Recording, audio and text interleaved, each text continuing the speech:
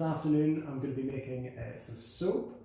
I've got all of the ingredients set up and ready to go, but I'm going to take you through the recipe first. So let's have a little look at the recipe. We have 69 grams of lye, 124 grams of water, 150 grams of coconut oil, 300 grams of olive oil, 25 grams of castor oil, and 25 grams of shea butter. Now we're going to be mixing the lye and the water together first. So we're going to be putting these together in a solution, and then we're going to heat up the coconut, olive and castor oil together before we add the shea butter as a last stage. It's really important that we get these to mix at, we're going to use 125 degrees Fahrenheit, and that's because my thermometer only works in degrees Fahrenheit, so that's what we've got to use. Okay, so we'll come back to our recipe a bit later on, but let's get started. First off, we're going to be using caustic soda, so we want to make sure that we've got our PPE, we've got our glorious pink rubber gloves, so I'm going to put those on, if I can get them on. And the other one. And of course we don't want any of this getting in our eyes, so I'm going to put some goggles on as well. I've opened up the window behind here, so that's going to be nice and ventilated for us. So we're looking for 69 grams of the caustic soda. Let's switch this on. Let's put that in the light a little bit. 69 grams. And there we go, 69 grams, absolutely spot on. That happens every time. So we'll put this just to one side. Ooh, I'll try and break up some of the larger pieces. Okay. So the next stage is to add the caustic solid to the water. And we're going to take the temperature of the water just at the start here. So let's have a look at the starting temperature. We can get that, so that is about 62 degrees Fahrenheit. And we're going to take this over to the sink where we've got a bit of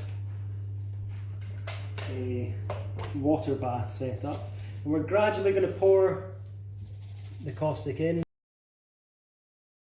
There we go, 145, 150 almost. So we can tell that there's definitely some heat coming out of that, so we'll give that a stir. Spoon out and leave that in there. Fantastic. So we have a look at what's going on with the water and lye solution.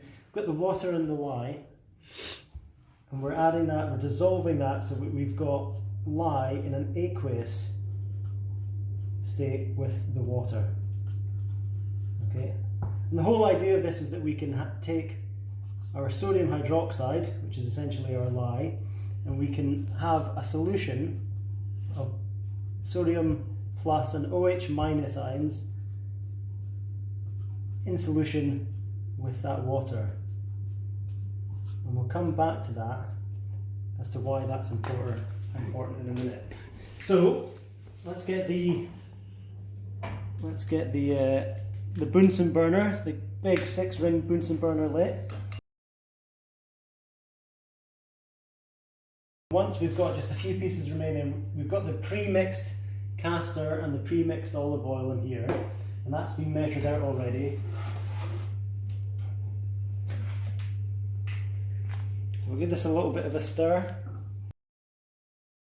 We'll come back to that in a moment. We'll have a look at what the lye solution's doing. And we're at 165 degrees, so it's coming down nicely. So remember, we're looking for 125 degrees. Okay, so we'll just leave that to melt. While that's melting, we'll just talk about the actual process of saponification, which is what we're going to see next. So this molecule that I've drawn here is the triglyceride of fatty acids, which are inside the fats and the oils that we're using. So these sections at the end are the fatty acids. And the bonds that bond these fatty acids are ester bonds. So we've seen those in esters before. I'll put bonds in here. And this molecule that I'm drawing on here is the glyceride section. Now when we add the sodium hydroxide into the mix, we end up with the OH minus bonding with the, it's not going to be that section, it's going to be with the glyceride to make a glycerol. So we end up with our glycerol molecule, which looks like that. And then we end up with fatty acids, or the salt of the fatty acids,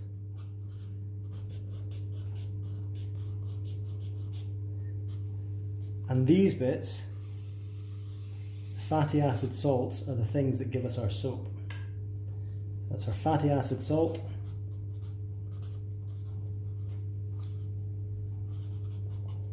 which is also known as soap. So there we go.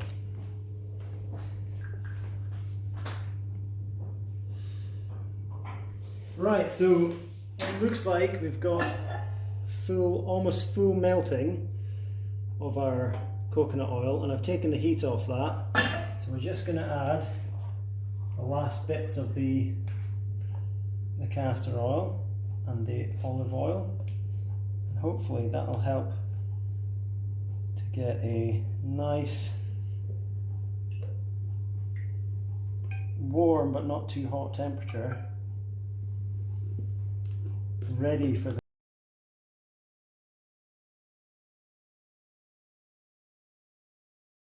about 10 degrees Fahrenheit of each other. They should be alright. Just before I add the lye, I'm just going to melt the shea butter, which is going to go in after we've done this saponification stage. Switch on my blender, and we're going to filter the lye solution into fats and oils. Fantastic, look at that. Now, just get a little bit of a start on the mixing here. We're going to be careful we don't want to splash this anywhere because it's still lye. And as we add a bit of mixing in here, we should see the soap starting to react with the lye, the fats. So this is mixing the lye solution and the fats together and getting them to react. That sodium reaction with the ester bond and the triglyceride.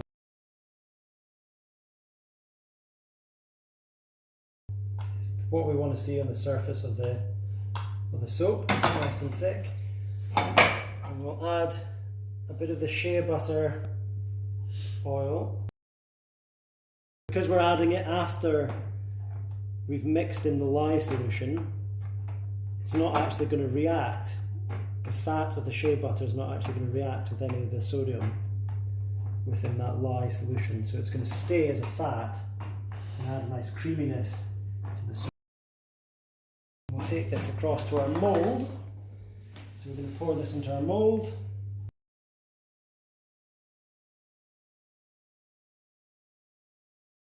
We'll give this a nice little slam down, and